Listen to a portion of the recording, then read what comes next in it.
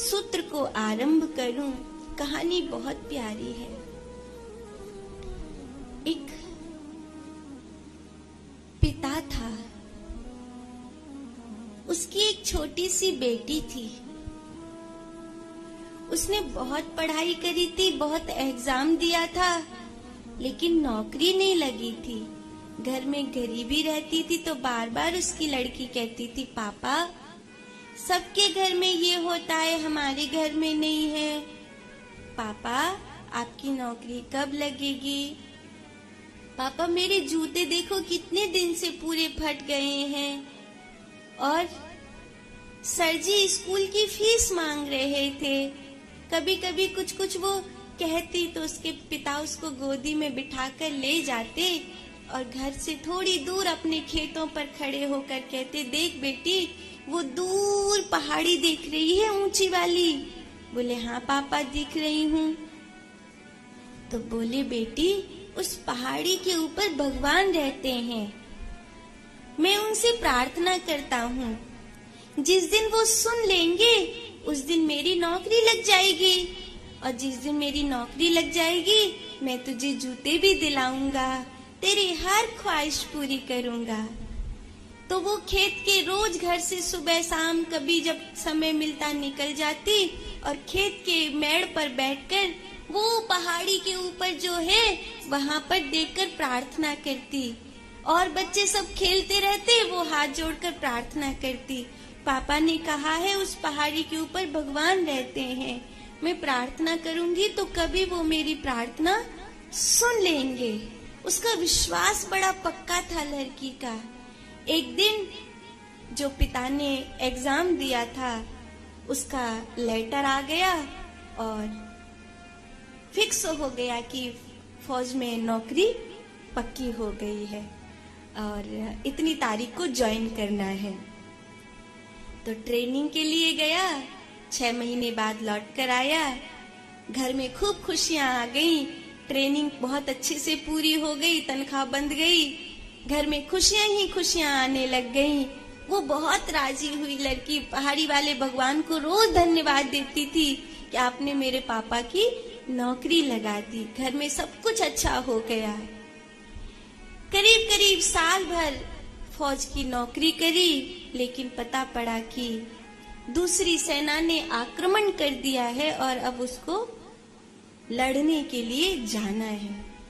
तो पूरे गांव में मातम का माहौल बन गया कि क्योंकि एक फौजी जाता है तो एक घर का ही नहीं पूरे गांव का बेटा होता है। पूरा गांव ये हो गया कि पता नहीं क्या होगा और जा रहा है, लौट के आएगा कि नहीं। वो लड़की पहाड़ी वाले भगवान से कहने लगी, आपने पापा को ऐसी नौकरी दी जिसमें पापा को जान दांव पर लगानी पड़े।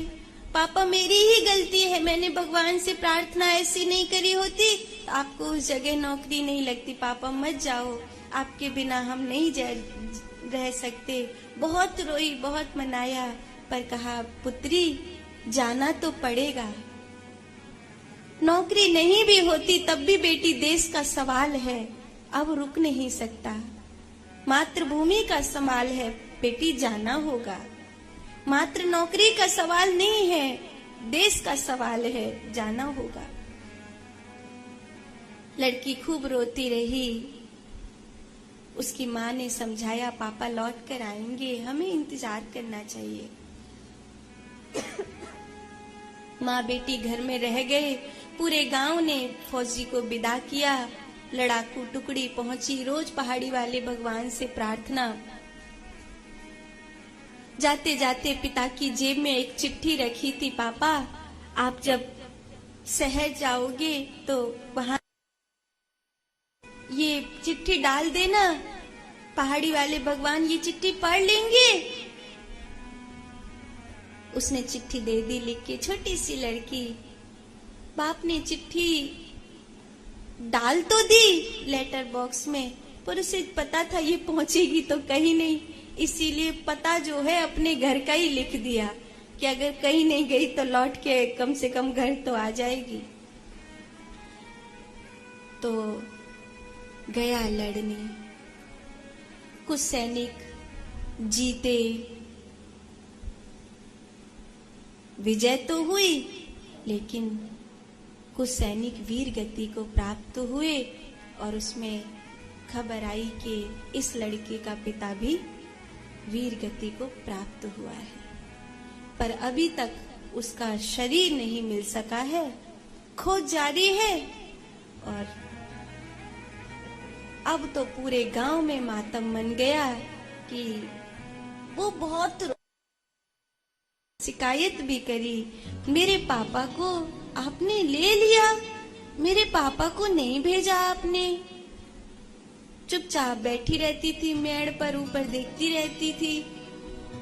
कहते हैं 1.5 महीने बाद वो आदमी लौट कर आया अपने गांव।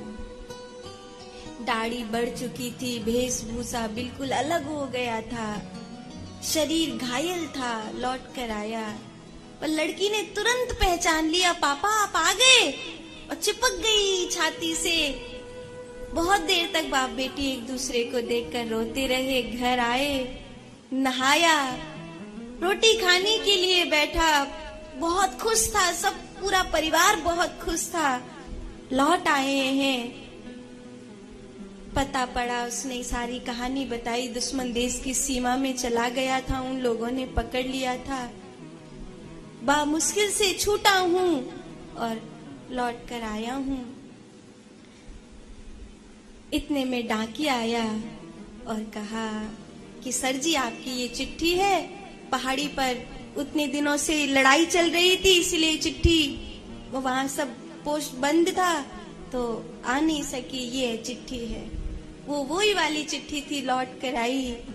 कोने में ले जाकर उस आदमी ने पढ़ा कि इसमें लिखा क्या था। मेरी बेटी ने अभी सोच ही रहा था, बता दूं कि पहाड़ी के ऊपर कोई भगवान नहीं रहते, मैंने तुझसे झूठ बोला था तेरे मन को समझाने के लिए, लेकिन तभी सोचा कि देख तो लूं उसने चिट्ठी में क्या लिखा है। और उस लड़की ने चिट्ठी में 2 लाइनें लिखी थी कि हे पहाड़ी वाले भगवान, मेरे पापा वहीं पर लड़ने के लिए जा रहे हैं, मेरे पापा को सही सलामत लौटा के ले आना, ये आपकी जिम्मेदारी है। बाप ने चिट्ठी पढ़ी, खूब रोया, खूब रोया, अपनी लड़की को छाती से लगा लिया। बताने तो वाला था कि पहाड़ी पर कोई भगवान नहीं रहते, मैंने झूठ बोला था तुझसे, पर अब हिम्मत नहीं हुई।